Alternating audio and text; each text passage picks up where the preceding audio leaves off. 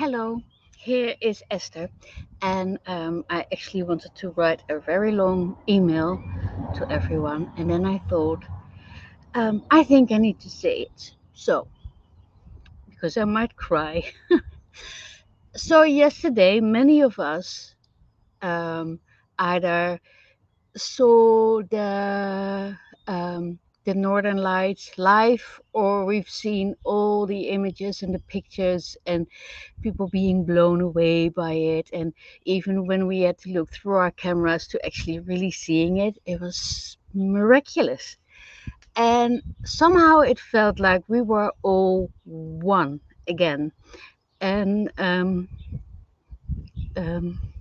there's so much stuff going on in the world, and there's so much anger, and there's so much killing, and there is so much suffering, and um, we all feel it so deeply, either because we're living it, or we're feeling it, or it's in our daily surroundings. I mean, it's there all the time, and it hurts, and it impacts our nervous system and our belief in the goodness of all. And so it's hard. At least it's hard for me. And because I just can't stand it. It's all too much. So when I stood there yesterday under this magnificent sky all by myself, feeling like I was being blessed by the universe, like the everything. So I mean, I was out there all by myself. There was no one there.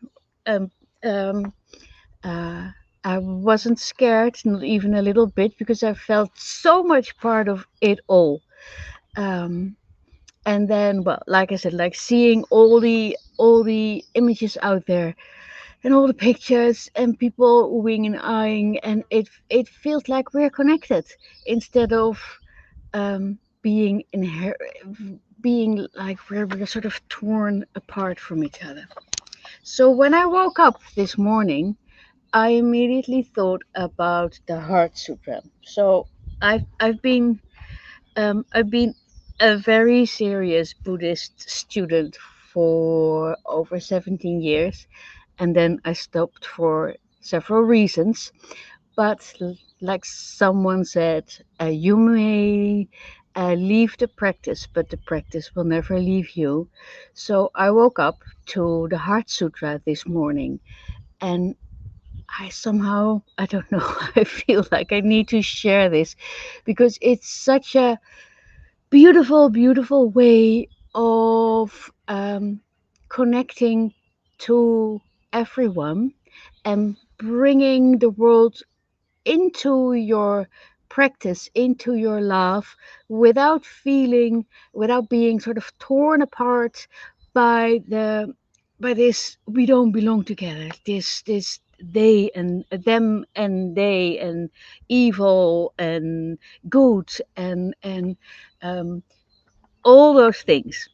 Um, so the Heart Sutra basically is sort of like a conversation, and so I got uh, uh, the Tibetan version here. Am I like, yeah? So I'm going to read it to you, but I really um, invite you to go online and Google Heart Sutra if you don't know it, because there are many different forms. There are in Japanese and Tibetan and English and um, Indian. Oh my God, I'm so it's what's the Sanskrit. So and mm, what it basically says, the Heart Sutra, is there is no them, there is no us, there is no me, there is not, there is no, there is a tree and there is not a tree.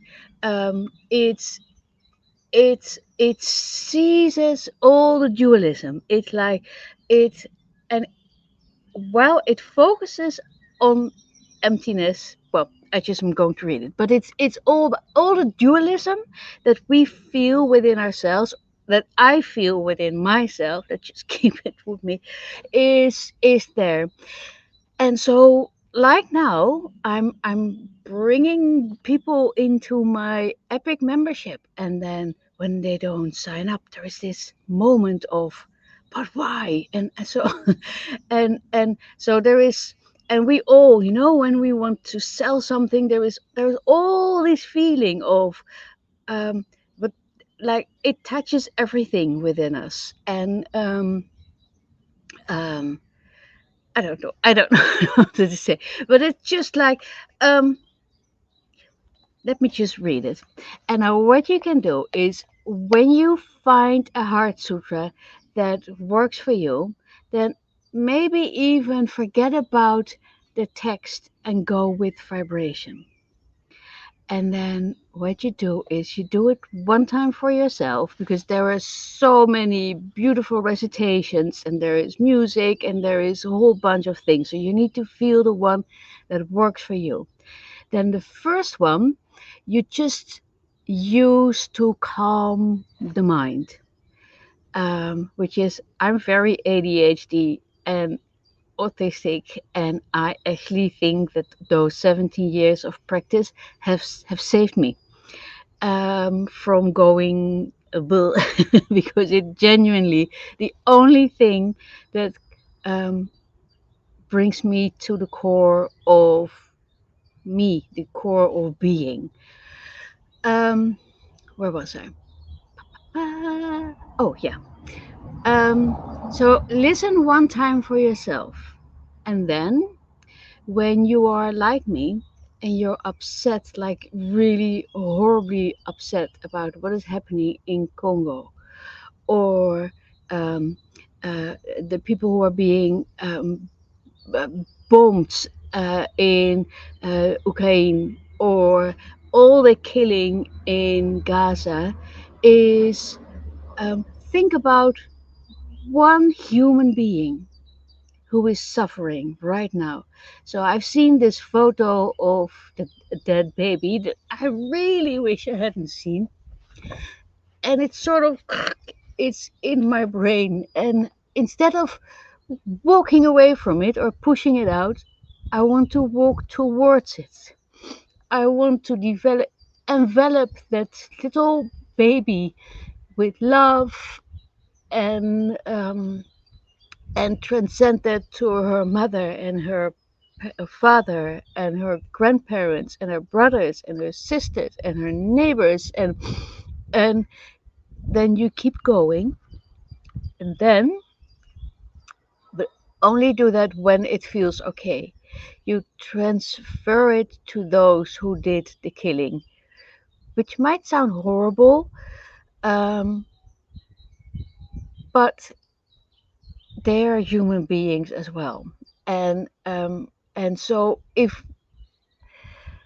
don't do this, if you go like, ugh, right, and then don't do it. But it really helps me. So let's just keep it for me. It really helps me to get out of um, um, the anger mode, and out of the, without, uh, without taking myself out of, uh, activism or out of the world, but just be like, when anger is your prime motivator instead of war, then, there is this beautiful, beautiful quote by Thich Nhat Hanh. Hold on, let me just get that first.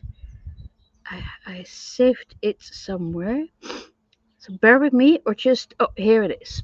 Thich Nhat Hanh. If you don't know him, he is, uh, oh, he, can you see? He wrote this book. Well, how do people? Oh, here. So this is about the Heart Sutra.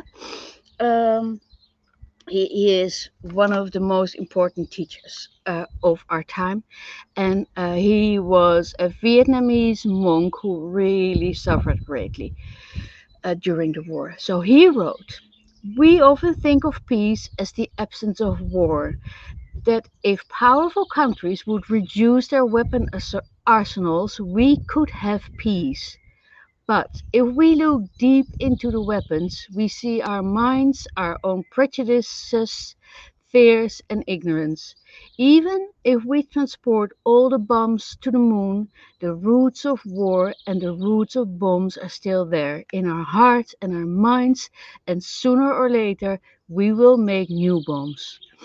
To work for peace is to uproot war from ourselves and from the hearts of men and women. To prepare for war, to give millions of men and women the opportunity ki- uh, to practice killing day and night in their hearts, is to plant millions of seeds of violence, anger, frustration, and fear that will be passed on for generations to come. I'm going to repeat that last one. To work for peace is to uproot war from ourselves and from the hearts of men and women. To prepare for war, to give millions of men and women the opportunity to practice killing day and night in their hearts, is to plant millions of seeds of violence, anger, frustration, and fear that will be passed on for generations to come. Very important quote. So the Heart Sutra basically says it's all about form is emptiness and emptiness is form. And I will read a part of it, but you need to listen to your version. And then, um, really, I see the baby and her parents and her brothers and her sisters and everyone. And then I transcend it. But it could be anyone, right? Um, so it says. Pachaparamita should see in this way, seeing the five, and forget about the words, seeing the five skandhas to be empty of nature. Form is emptiness, emptiness is also form. Emptiness is no other than form. Form is no other than emptiness. In the same way, feeling, perception, formation, and consciousness are emptiness. Thus, Shariputra, all dharmas are emptiness. There are no characteristics, there is no birth, there is no cessation. There is no impurity and no purity. There is no decrease and no increase. Therefore, Shariputra, in emptiness or shunyata, there is no form, no feeling, no perception, no formation, nor consciousness. No eye, no ear, no nose, no tongue, no body, no mind, no appearance, no sound, no smell, no taste, no touch, no dharmas. No eye dhatu up to no mind dhatu. No dhatu of dharmas, no mind conscious dhatu, no ignorance, no end of ignorance, up to no old age and death. Sorry. This always happens. So you really need to see it for yourself, right? So, no end to old age and death, no suffering, no origin of suffering, no cessation of suffering, no path, no wisdom, no attainment, and no non attainment. Therefore, Shariputra, since the Bodhisattvas have no attainment, they abide by means of Prajaparamita. Since there is no obscuration of mind, there is no fear. Um, um, I think that's the most important part. I've been crying about the Heart Sutra for 20 years now, at least. Um, no, 24, 25, 30 years. Um, because I think it's the essence of non attachment and um, I don't know. I'm not a Buddhist teacher, but it's oh my god, this is like the most stupid crying thing ever. So if you already switched off, I completely get that. I might not even send this. Anyway, um, what I actually wanted to say is that I genuinely believe that in essence we are all one, as much as we're not one. It's no, it's shunyata, which means is translated as emptiness. Shunyata is like the it's like the the great silence, like the great breath, the great those moments when everything falls together and there is no no uh like no over the top whatever. It's just like a tiny seed as much as the Big Bang. I don't know if that makes sense, but it's um we all have that moment when everything really falls together, and it can be like a second. It can be when we look at art. It can be when we have this beautiful idea, and instead of immediately going like, oh, I need to do it, I need to we're attached to it, there is this moment of emptiness, of shunyata, of nothingness, and at the same time it's everything. It's that moment. um it's the moment before you fall asleep, when you fall and you let go. um it's um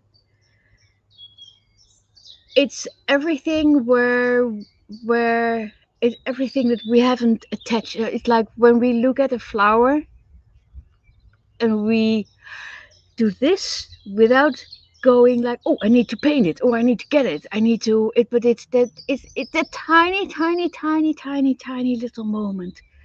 And those are the moments that will help us move forwards, at least to me. um, so find your own heart sutra.